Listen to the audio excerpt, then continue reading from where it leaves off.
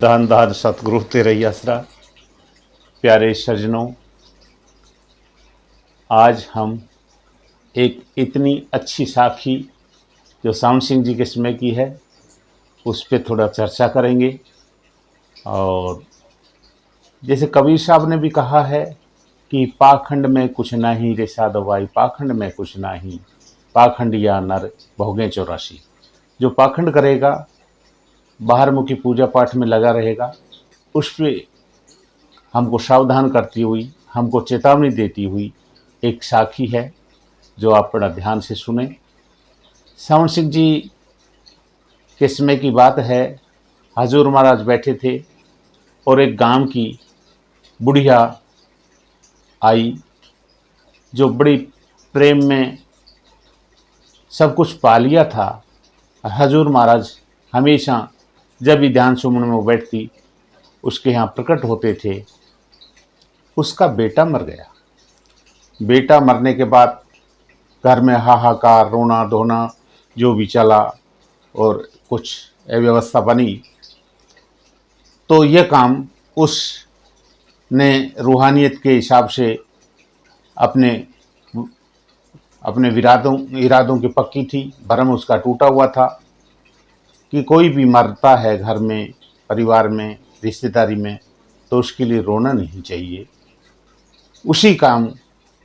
उसी विचारधारा को आगे बढ़ाते हुए उसने अपना रोना धोना अपना बेटे के मरने के बाद नहीं किया। तो दुनिया तो वही थी जो बोलती रही, ताना देती रही कि कितना बड़ा बेटा जवान मरा, ना रोया, ना कोई और, ना कोई उसके शौक है, ना कोई और है। तो उसने अपना दुनिया के तानों से वो घबरा के और उसने फिर अंततः उसके फूल लेके वो हरिद्वार चली गई। हरिद्वार जाके उसने वहाँ पूजा पाठ की और दुनियादारी के हिसाब से जो भी अपना पूजा पाठ का सिस्टम है वो सारा किया। ये करने के बाद जब भी वो ध्यान साधना में बैठती है उसको कोई शांति नहीं मिलती है। उसका मन उखड़ा हुआ हो गया। सावन सिंह जी महाराज के दर्शन बिल्कुल बंद हो गए। उसके समझ में नहीं आ रहा है कि क्या हो गया है। और वो सावन सिंह जी महाराज के पास पहुंचती है और कहती है, जी आपकी दया मेहर मेरे पर नहीं रही। बोला, नहीं ऐसा तो नहीं हो सकता। हमारी दया मेहर तो सब हमारे जितने भी प्रेमी हैं, हमारे जीव हैं, उन सब पे रहती है, तो ऐसा हो नहीं सकता। तो बोला, आपने कुछ ऐसा किया होगा जो दया मेहर को काटने वाली चीज़ हो। बोला, जी एक गलती तो हुई। मेरा बेटा ऐसे ऐसे चला गया था और मैंने उसमें दुनियादारी के हिसाब से कार्यक्रम नहीं किया था। दुनिया ने ताना दिया तो मैं हरिद्वार पहुंच गई और मैंने बाहरमुखी पूजा पाठ किया। तो वो जोर जोर से हंसने लगे कि फिर बाहरमुखी दया से हमसे दूर जाने वालों पे हमारी कृपा कैसे रह सकती है। तो बोले, जी आगे से नहीं होगी। तो बोले, आगे से नहीं होगी तो हम भी आगे से नहीं करेंगे। तो बोला, आप ऐसा कोई कुछ कर तो नहीं देंगे, ऐसी गलती तो नहीं कर देंगे कि आगे से मेरे को दर्शन बंद हो जाएं और मेरा मन अशांत हो जाए और मेरा चित्त और मेरी शांति चली जाए। बोला, ऐसा नहीं हो सकता। हम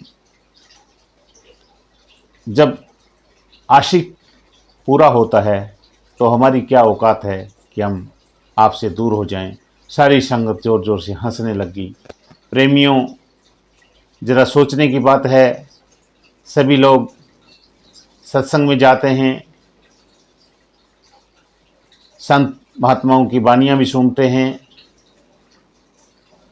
उसमें बाहरमुखी पूजाओं पे, पाखंड पे ना करने के लिए दबाव डाला जाता है, समझाया जाता है।